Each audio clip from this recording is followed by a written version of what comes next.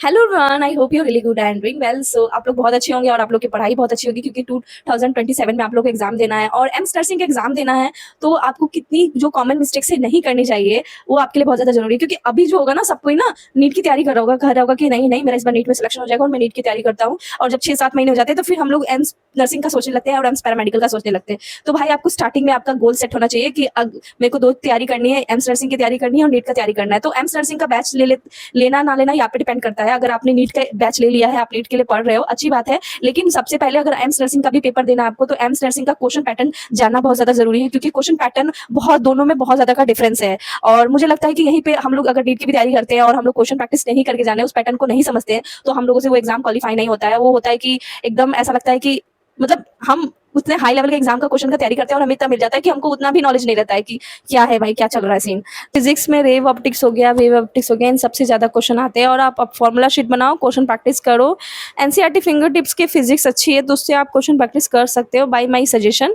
बाकी आप लोग को जिसका मन करे कर सकते हैं। और उसके लिए आपको एक बार पीवाईक्यू जाना चाहिए, पीवाईक्यूज देखने चाहिए कि पीवाईक्यूज में किस टाइप के क्वेश्चन आ रहे हैं। और हम लोगों को ना पीवाईक्यूज से ये पता चल जाता है कि इंपॉर्टेंट टॉपिक कौन से, इंपॉर्टेंट टॉपिक से कितनी बार क्या क्वेश्चन आ चुका है। तो ये भी जानना बहुत ज़्यादा ज़रूरी है कि टॉपिक क्या ही इंपॉर्टेंट है। अब इतनी सारी चीज़ें हैं पढ़ने के लिए, तो आपको ये पता होना चाहिए कि इसमें से इंपॉर्टेंट क्या है, क्योंकि आप बाद में जाकर उसको इंपॉर्टेंट टॉपिक को गो थ्रू कर सको, रिवाइज कर सको। और उसके बाद आप शॉर्ट नोट्स बना लो guys, short note is must guys, क्योंकि लास्ट में जो 3-4 महीने रह जाते हैं ना, हम लोग पूरा पूरा 90-90 पेजेस के क्वेश्चन बुक्स के या नोट्स के नहीं देखेंगे। हम जो हमारा काम आएगा वो शॉर्ट नोट्स है।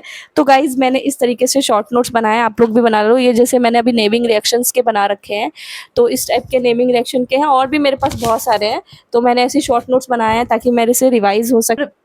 उसके बाद जब आप केमिस्ट्री और बायो करने जाते हो तो एनसीईआरटी मस्ट है गाइस केमिस्ट्री और बायो के लिए।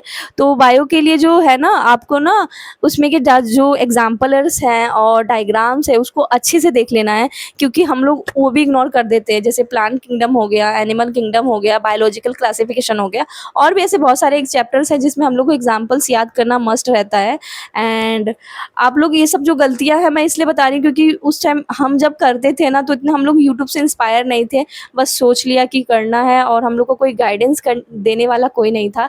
तो I think guidance is must guys. अगर आपको गाइड करने वाला कोई अच्छा मिल जाता है तो आप वो गलतियां नहीं करते हैं। तो मुझे लगता है कि जो मेरा सिलेक्शन जिस वजह से नहीं हुआ वो गलतियां और कोई ना करे, क्योंकि भाई टाइम बहुत ज़्यादा लिमिटेड है, टाइम हम लोग को बहुत कम मिलता है और खासकर लड़कियों को, उन लोगों को थोड़े से ही समय में सब कुछ करना रहता है। और जो ये कहते हैं ना कि कितना भी अटेम्प्ट दे दो, क्या हो गया, नीट में सिलेक्शन हो गया या एम्स नर्सिंग में सिलेक्शन हो गया, ये हर कोई नहीं सोचता है। जो तो सिलेक्शन होने की बात है, और एक सिलेक्शन होना ना होना ये तो समय की बात है ना, कि हमसे हो रहा है कि नहीं हो रहा है। तो इन सब चीज़ों का आप ध्यान रखें और जितना हो सके उतना पढ़ें, जितना अपने आप को रिफ्रेश करके पढ़ना चाहते हैं। वीडियोज़ के नीचे कमेंट बॉक्स होगा, आप उसमें कमेंट कर देना, मैं आप लोगों को कमेंट करोगे तो मैं उस टाइप की वीडियोज़ बना दूँगी।